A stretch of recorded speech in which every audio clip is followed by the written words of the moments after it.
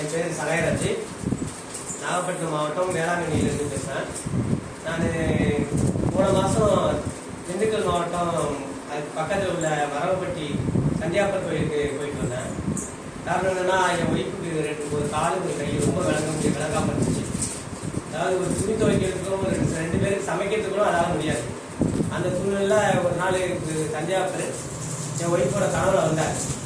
வந்ததுக்கப்புறம் நாங்கள் அந்த கோயிலுக்கு போகணும் அப்படின்னு சொல்லிட்டு முடிவு பண்ணி சந்தியாப்பர் கோயிலுக்கு நாங்களும் வந்துட்டோம்.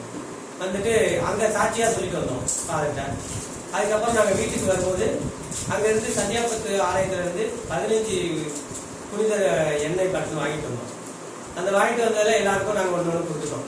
2 எண்ணெய் பாட்டில் மட்டும் எங்கள் வீட்டில் வச்சு நாங்கள் சந்தியாப்பத்து போட்டோட்ட ப்ரேயர் பண்ணிட்டு இருந்தோம். ஜபம் டெய்லி ஜபமாலை சொல்லிட்டு இருந்துச்சு. அப்படி இருக்கும்போது ஒரு 4 நாளைக்கு முன்னாடி டேபிளில் பார்த்தீங்கன்னா எண்ணெய் பொழிஞ்சு ஒரு அரை மணி அளவுக்கு பொழிஞ்சிருந்துச்சு. நாங்கள் முதல் நாள் பார்த்துட்டு டவலில் தொடச்சி எடுத்துட்டோம். அதுக்கப்புறம் அடுத்த நாளும் அதே மாதிரி பொங்கி இருந்துச்சு. அப்போ தான் நாங்கள் என்ன பண்ணோம்னா, எங்களுக்கு ஒருத்தர் அண்ணன் ரொம்ப நெருங்கியவர், அவங்கள கூப்பிட்டு பெரியவர் அவங்கள கூப்பிட்டு அந்த எண்ணெய் பாட்டில் காமிக்கும் போது அண்ணன் வந்து பார்த்தாங்க. அவங்க வந்து பார்க்கும்போதும் அந்த எண்ணெய் பாட்டில் பொழிஞ்சு தான் இருந்துச்சு. ஆனால் முக்கால் பாட்டு அளவுக்கு இருந்துச்சு. அது பார்த்துட்டு அண்ணன் நேராகவே அவங்களே சொல்லிட்டு போனாங்க எப்படி இருக்கணும்னு. சந்தியாவுக்கு நன்றி. எனக்கு நண்பர் சகாயம். அதாவது கோயில் போயிட்டு வந்ததுக்கு பிறகு நல்ல விஷயங்கள் அவங்களுக்கு நடந்திருக்கு. நிறைய மாற்றங்கள், உடல்நிலை நல்ல முன்னேற்றம் கிடைச்சிருக்கு. உஷாவுக்கு அவங்க தொழிலுமே மாற்றம் கிடைச்சிருக்கு. 2 பேருக்குமே நல்ல ஒரு இது இருக்குது. ஆனால் என்னென்னா வந்து என்னை கூப்பிட்டு இந்த மாதிரி என்ன அதிகமாக வழி பாட்டுங்கிற மாதிரி பொங்கி வருது அப்படின்னாங்க. அப்போ நான் சொன்னேன், வந்து பார்க்கும்போது முக்கால் பாட்டு வந்து அது கீழே ஆயில் ஒழுகி இருந்தது, அந்த எண்ணெய் வலிஞ்சிருந்தது.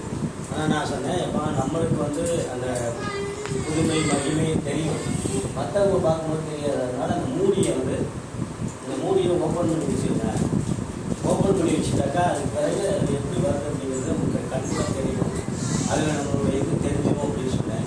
அதோட திறந்து வச்ச மறுநாளே 2 பாட்டுமே நிறைஞ்சி இப்போ பாருங்கள் 300 பாட்டுக்குள்ள எண்ணெய் அதில் இருக்கு கீழே. இதை நீங்கள் பார்க்கலாம். இது எவ்வளோ சந்தியாப்பருடைய புதுமை அப்படிங்கிறத நீங்கள் கண்கூட நீங்கள் பார்க்கலாம்.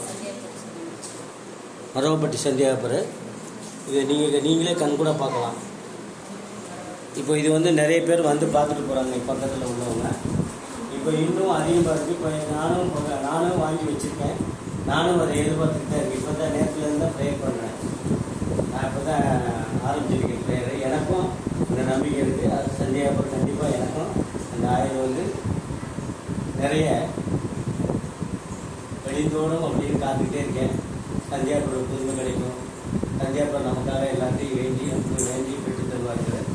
இந்த கடவுளுக்கு நன்றி. இயேசுக்கு புகழ் மரியே வாழ்க. சந்தியாப்பருக்கு நன்றி.